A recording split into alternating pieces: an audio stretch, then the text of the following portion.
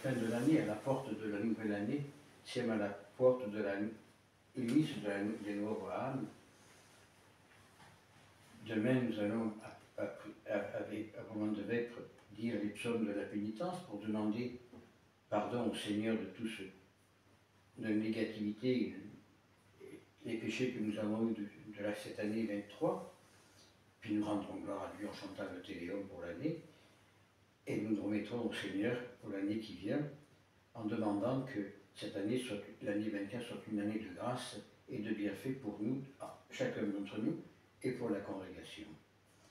Si vraiment nous voulons vivre l'appel de Dieu, eh bien, il faut se faire être comme les bergers, ne pas avoir peur de partir en pleine nuit vers celui qui nous appelle, ne pas avoir peur de répondre à l'appel du Seigneur par un me voici, ce que je dis tous les jours. Non avere paura. Si vogliamo vivere l'assoluto della chiamata di Dio, dobbiamo sentarlo come il pastore con l'asino, con il cane, con tutte queste bestie che erano vicino della grotta di Betlemme, saper andare di notte, anche se possiamo trebucciare sulle pietre, andiamo per vedere il bambino Gesù che nous chiama, et il nous chiama sempre dal nostro cuore, et il nous appelle toujours dans notre cœur. D'ailleurs, à la grotte, on voit ses bras qui sont ouverts pour nous accueillir. Et si nous ne sommes pas capables d'ouvrir les nôtres pour l'accueillir nous aussi, eh bien, on a perdu toute notre vie.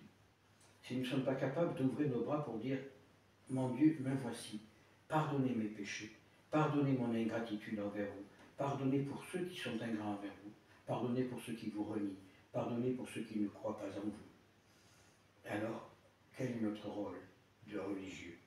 Si dicendo che il ruolo del religioso è di avere le braccia aperte verso Dio, per il bambino Gesù, per lui dire scusate per il mio peccato di quest'anno, scusate per il mancamento che ho potuto avere verso di lei e anche per il peccato degli altri, che devo pregare per loro.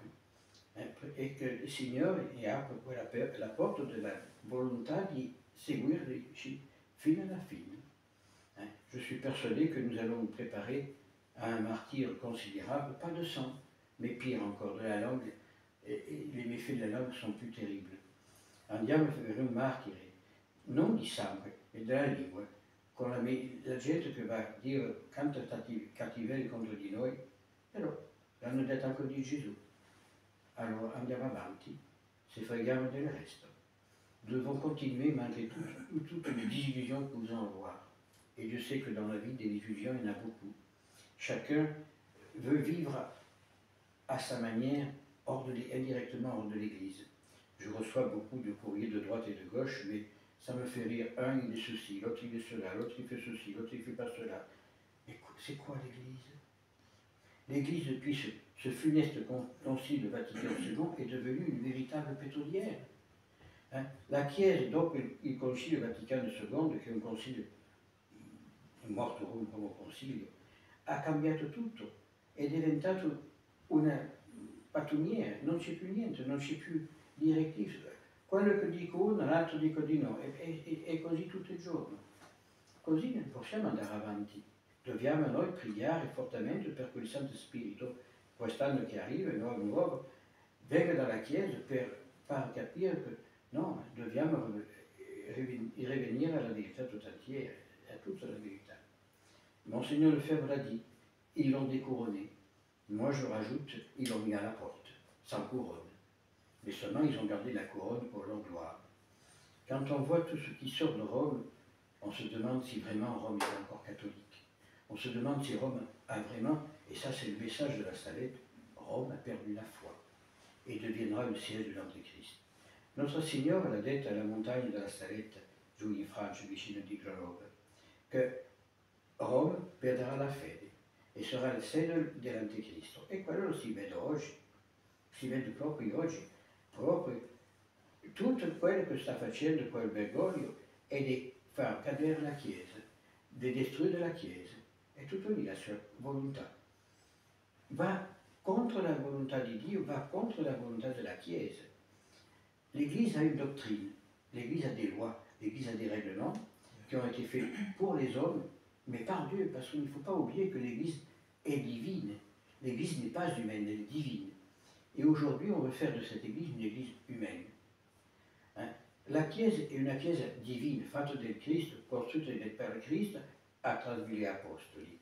Però oggi vuole fare di questa Chiesa non più una Chiesa divina, una Chiesa puramente umana, con tutti i diritti dell'umanità. Poi dice che il matrimonio per tutti va bene, e la Chiesa fa il matrimonio per tutti. Domani se la gente esce di casa il culo nudo, la Chiesa va uscire il culo nudo. Perché? Perché la Chiesa ha perso la fede in Dio, perché la Chiesa ha voluto essere umana. L'Église a tout perdu. Pourquoi? Parce qu'elle veut être humaine.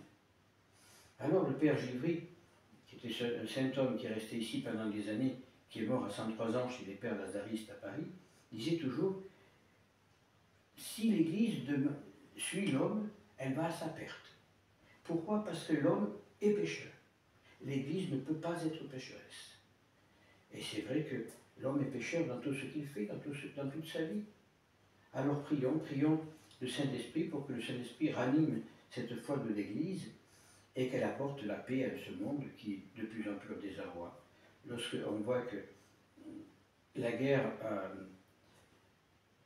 en Palestine, la guerre en Corée, la guerre qui est déclenchée en Chine, on veut envahir Taïwan, on envoie des missiles sur le Taïwan.